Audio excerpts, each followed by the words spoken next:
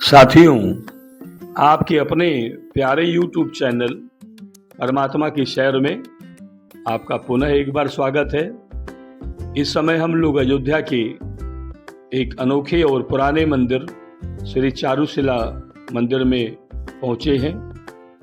यह चारुशिला जो नाम है वह माता सीता जी के प्रधान सखी का नाम बताया जाता है। यह चारुशिला जो रूप है ये हनुमान जी का ही स्वरूप है, जिसका धारण उन्होंने प्रभु श्री राम और माता जानकी की अंतरंग सेवा पाने के लिए किया। एक और अनोखी कहानी यहाँ से जुड़ी हुई है कि इस मंदिर में माता सीता के एक भाई का भी उल्लेख मिलता है, जिनका नाम लक्ष्मी निधि जी था और भाभी का नाम सिद्धि कुंवरी था। इन दोनों ने भी भगवान राम और माता सीता की अनन्य उपासना की, अद्भुत भक्ति की। और कुछ ही देर में यहाँ के जो महाराज हैं उनसे हम यहाँ की सारी चीज़ों के बारे में, सारे तथ्यों के बारे में बात करेंगे और वो हमें बताएंगे कि यहाँ की वास्तविकता क्या है, यहाँ की कथा क्या है और इस मंदिर का महात्म्य क्या है। सामने आप देख पा रहे हैं प्रभु श्री राम और माता सीता जी के साथ स्थापित मूर्तियां।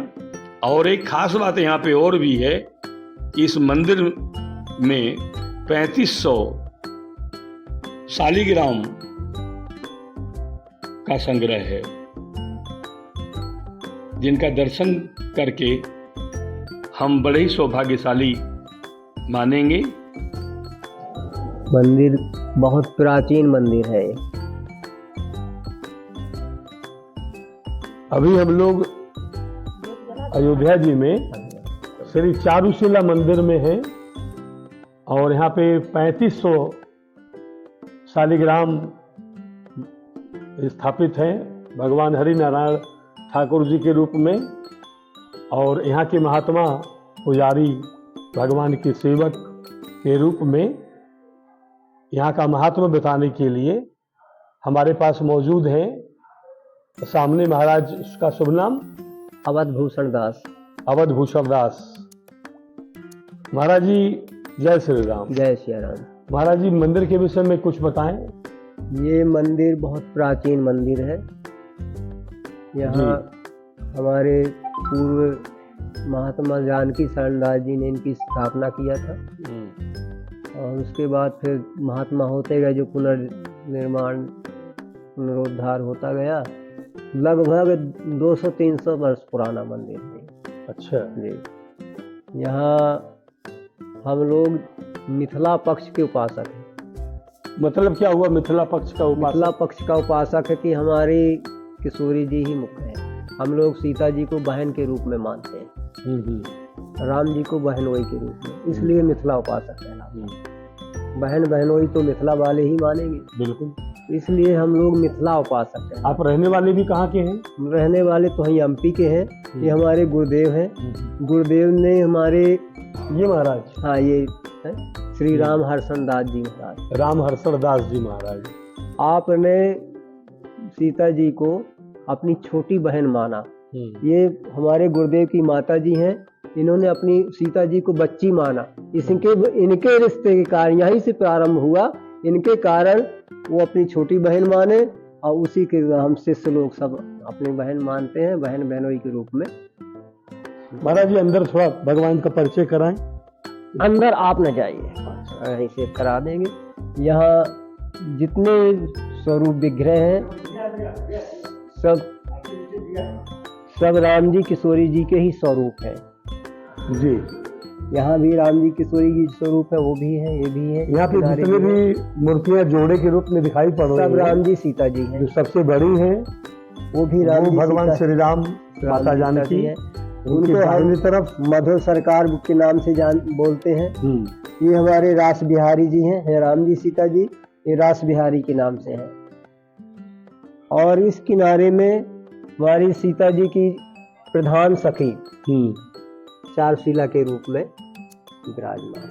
अच्छा, उन्हीं के नाम से ये मंदिर, मतलब माता जानकी की सखी जो चारुशिला जी रही हैं। वैसे जो चारुशिला जी हैं वो हनुमान जी का स्वरूप है। अच्छा। जिस तरह से रास में प्रवेश पाने के लिए भोलेनाथ को गोपेश्वर बनना पड़ा, गोपी बनना पड़ा, जी। उसी तरह से हनुमान जी महाराज को राम जी और किशोरी जी की आंतरिक सेवा पाने के लिए चारुशिला के रूप में सखी बनना पड़ा। मतलब ये जो चारुशिला रूप है वो हनुमान जी का ही स्वरूप है। हनुमान जी ही भगवान की आंतरिक सेवा प्राप्त करने के लिए सखी भाव से, मतलब हम ये कह सकते हैं कि यहाँ हनुमान जी ने प्रभु श्री राम और माता जानकी की आंतरिक सेवा करने के लिए मातृ शक्ति का अनुसरण किया है। जिस तरह से भोलेनाथ ने गोपी बनकर के रास में प्रवेश किया, उसी तरह आंतरिक सेवा में प्रवेश पाने के लिए चारुशिला बन गए हनुमान जी महाराज।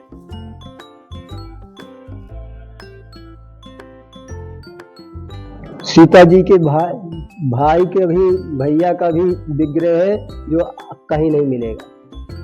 क्या शुभ नाम है उनका? लक्ष्मी निधि। लक्ष्मी निधि। सीता जी के भाई का नाम है लक्ष्मी निधि। यहाँ कहीं ना मिलेगा, कोई जानता भी ना होगा। नहीं, बिल्कुल नहीं। वो अपने यहाँ वो विग्रह जो आपको दिखा दीजिए, विग्रह थोड़ा संकेत करिएगा महाराज। वो जो फोटो मढ़ी वाली है हनुमान जी के बगल में, वो लक्ष्मी देवी जी की है। अच्छा, उनके आगे मूर्ति बैठी है। ये जो मूर्ति के पीछे ये लक्ष्मी निधि है, ये सीता जी के भाई है। उनके भाई और उनकी भाभी का नाम सिद्ध कुमार जी है। भाई का नाम लक्ष्मी निधि है और भाभी का नाम सिद्ध कुमार। उनकी ऐसी भक्ति रही लक्ष्मी निधि और सिद्ध कुमार की, जो तपस्या भरत जी ने 14 वर्ष किया, उससे कहीं अधिक तपस्या लक्ष्मी निधि जी ने भगवान के वनवास में मिथिला धाम में किया।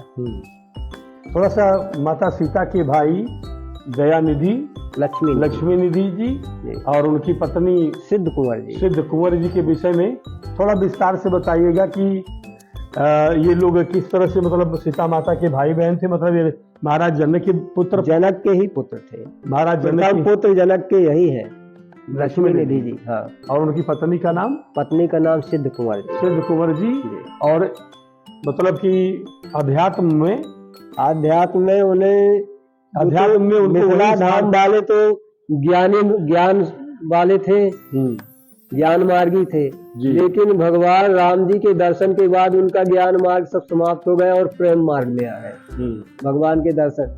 तो लक्ष्मी निधि और सिद्ध कुंवर जी दोनों भगवान के इतने अनन्य भक्त थे कि 14 वर्ष तक उन्होंने राजपाट त्याग करके बाहर मिथिला धाम में एक कुटी बना करके भोलेनाथ के वहाँ, और 14 वर्ष तक जिस तरह से भरत जी नंदीग्राम में रहे, उसी तरह से वो भी 14 वर्ष दोनों तपस्या किए।